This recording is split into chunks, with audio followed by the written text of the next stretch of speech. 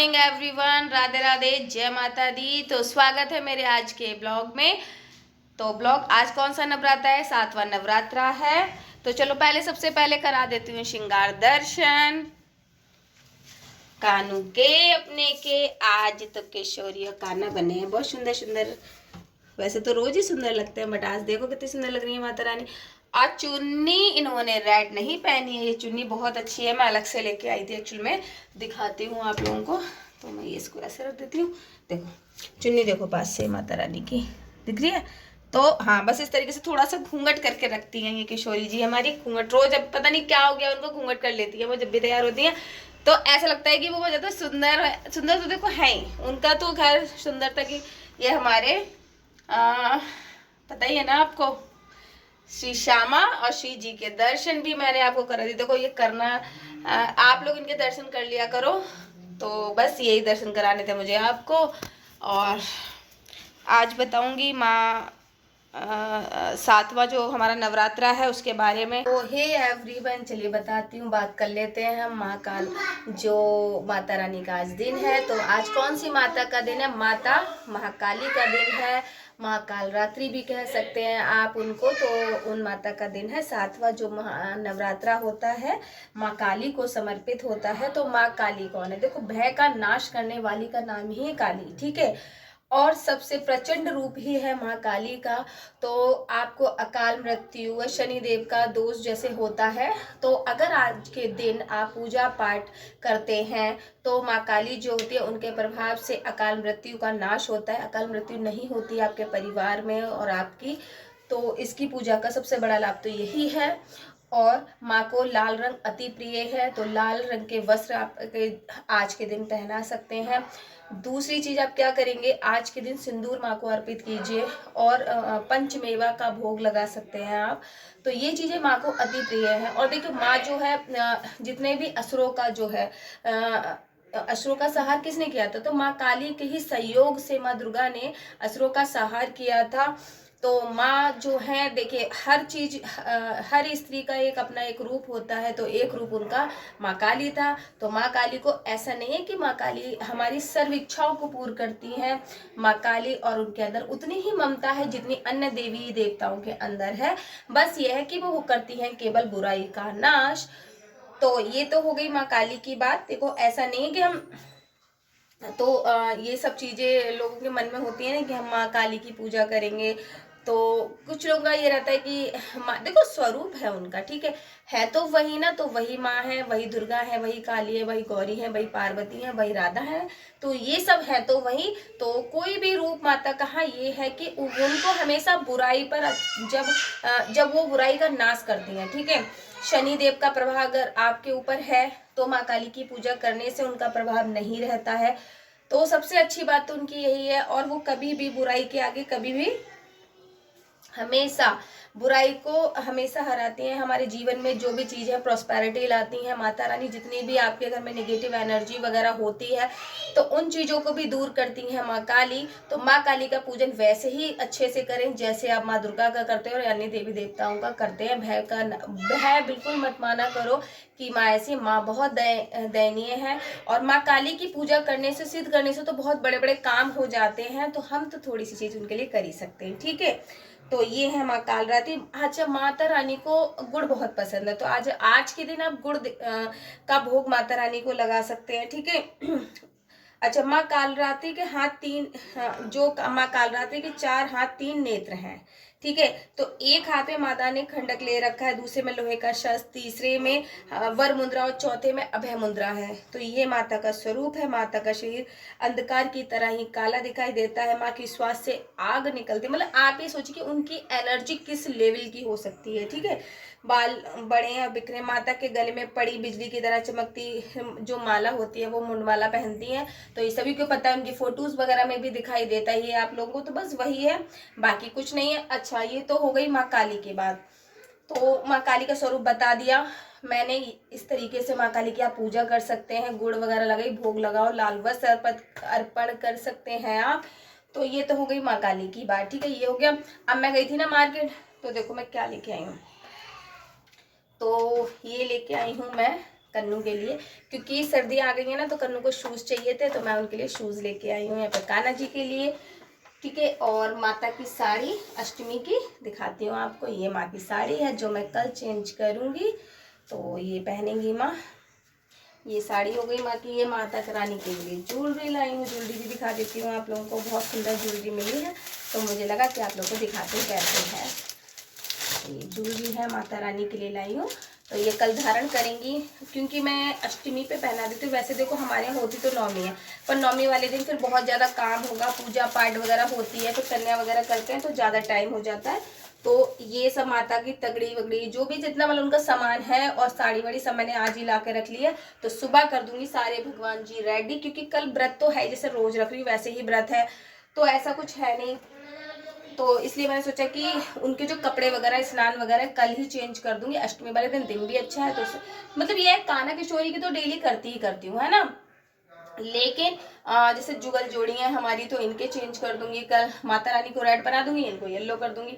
अब देखते हैं। वैसे तो देखो क्या होता है कि होता क्या है ना, माँ की देखो इन लोगों की मर्जी है। मैं कभी भी अपनी मर्जी से कोई वस्त्र नहीं धारण करा सकती देवी माँ को, चाहे मेरे कान्हा है, किशोरी है, श्री जी है, तो किसी को भी मैं अपनी मर्जी का कोई वस्त्र नहीं धारण करा सकती। सिर्फ इनकी ही मर्जी होती है, वो वही धारण करते हैं जो उन्हें पहनना होता है। कभी कभी तो हमारा जो कन्नू होता है पहने हुए कपड़े भी उतार देता है कि मुझे ये नहीं पहनना है, मैं तो वो पहनूंगा। कपड़े बहुत ज्यादा हो गए इकट्ठे कान्हा किशोरी के, कभी कभी गुस्सा भी आ जाता है इन पे, तो कभी कभी ये खुद भी गुस्सा हो जाते हैं कि आपने ये नहीं दिया वो नहीं दिया। तो माता को लहंगा पहनना नहीं था, इस बार साड़ी पहननी थी, तो मैं साड़ी लेके आई हूँ उनके लिए, ठीक है। अब ये तो बात हो गई उनके श्रृंगार की, जो मैं कल करूंगी। अब आ जाते हैं हम, देखो एक बुक दिखा रही हूँ आपको, ये वही बुक है दुर्गा सप्तशती, जिसे मैं आपको पढ़ने के लिए बोलती हूँ, ठीक है। तो आप आज आपने 2 चैप्टर पूरे मतलब पढ़े होंगे, तो आपका जो है दुर्गा सप्तशती आपको लग रहा होगा कि भाई पाठ तो हो गए पूरे। अब हम क्या करें, हमें तो आगे कुछ दीदी ने बताया ही नहीं कि कैसे करना है क्या करना है, तो बता रही हूँ मैं। तो आपको कुछ नहीं करना है, वहां तक देखो आपको यहाँ तक 7 ये जैसे आज 7वां दिन था, तो आपने यहाँ तक पूरे पढ़ लिए, ठीक है। ये चैप्टर हो गए आपके पूरे। फिर उसके बाद आपको ऐसा कुछ मिला होगा, जैसे देवी सुक्तम है, ये सब चीजें मिली। अगर आपका मन है आप पढ़ सकते हो, मनाई कोई चीज नहीं है, उसमें सारी डिटेल दे रखी है, आप आराम से पढ़ लो। लेकिन हमें जो अष्टमी वाले दिन हम जो पढ़ेंगे, वो मैं आपको पेज नंबर भी बता देती हूँ, मैंने देखो निकाल के रखा था। 8वें दिन आप पढ़िए ये जो अत मूर्ति रहस्यम, तो अत मूर्ति रहस्यम 8वें दिन पढ़ना चाहिए अवश्य। अगर पीछे आगे का नहीं पढ़ रहे हो तो भी पढ़ना चाहिए ये जरूर, ठीक है। तो ये 8वें दिन आप अष्टमी के दिन इसको पढ़ सकते हैं यहाँ पे। और पीछे वही जो मैं बताती हूँ, कुछ पढ़ो ना पढ़ो पर कुंजी का श्रोत अवश्य पढ़ो, तो इससे हो जाएगी आपकी दुर्गा सप्तशती कंप्लीट। तो बस यही करना है आपको कल के दिन, बाकी कुछ नहीं है। बाकी जैसे दुर्गा सप्तशती आप पढ़ते थे वैसे ही पढ़ लो, दुर्गा सप्तशती में कोई मनाही नहीं है।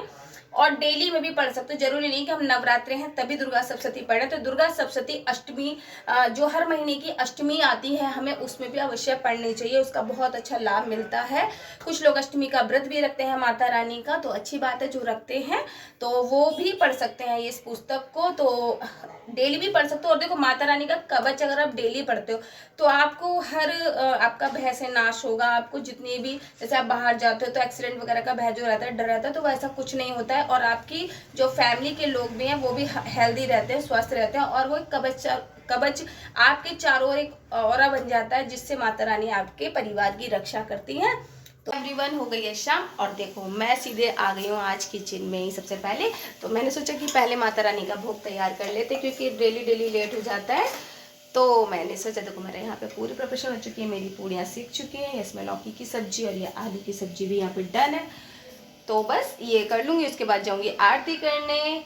और क्योंकि एक्चुअली में कल है अष्टमी, ठीक है, तो क्या होता है बच्चों को बुला लेते हैं लोग कन्याओं में, तो बच्चों के लिए प्रिपरेशन करके रखनी है, उनके कपड़े वगैरह भी मुझे निकाल के रखने। और थोड़ा सा जाऊँगी आज मार्केट, क्योंकि मुझे थोड़ा सा माता रानी के लिए और जो कन्या, क्योंकि हमारे यहाँ नौमी होती है, तो उसके हिसाब से कुछ चीज़ें और मुझे लेके आनी है कन्याओं को देने के लिए, गिफ्ट आइटम्स वगैरह, तो वो सब जाऊंगी मैं करने आज। तो इसलिए फटाफट काम निपटा रही हूँ, जल्दी से जल्दी माता रानी को भोग आरती करके फिर जाऊंगी मैं मार्केट। चलो ये वाली देख लो, एप्पल वाली कितने चाहिए, कितने चाहिए भैया ले रखी भैया ये ऐसे वाला है और है ऐसे वाला है। हाँ और ये है ले। कैसे वाला चाहिए? मिल जाएंगे, एक और है ये। दे दो ये। ये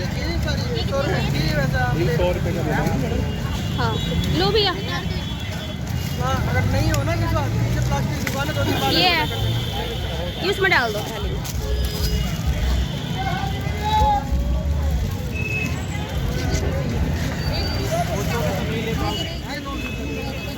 ये तो बिक के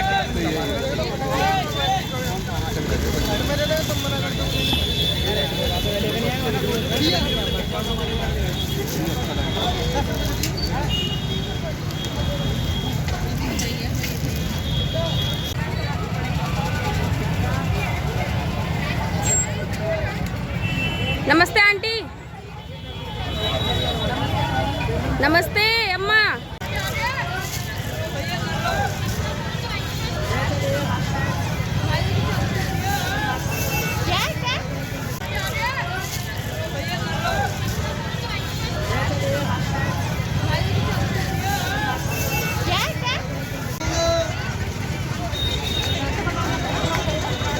ये हेयर बैंड 200 रुपये का है 12 की। ये भी है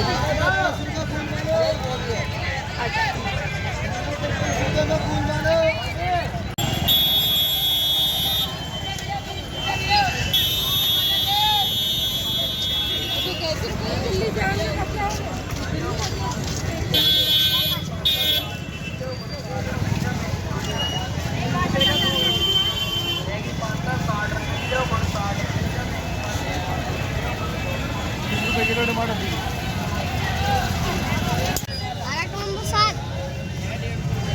ये लगा है तो दे देते हैं। ये वाले टेबल तो नहीं बता रहा 300 का लगता है 250 के 10 तुम्हारे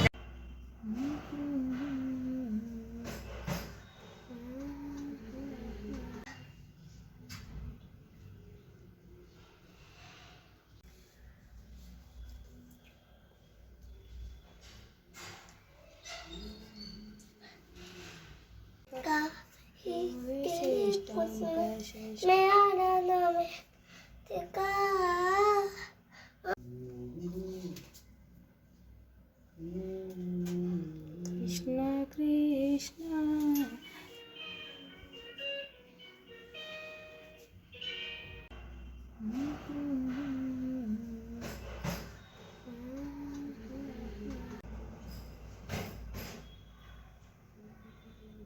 जाता है जिससे माता रानी आपके परिवार की रक्षा करती है। तो बस यही करूंगी अपने ब्लॉग का एंड भी।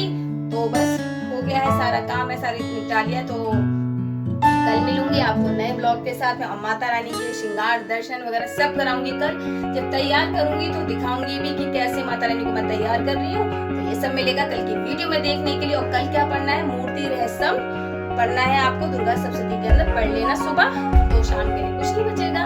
तो बस चलती हूँ मैं अपने काम में और मिलूंगी आपको कल एक नए ब्लॉग के साथ। Bye bye, good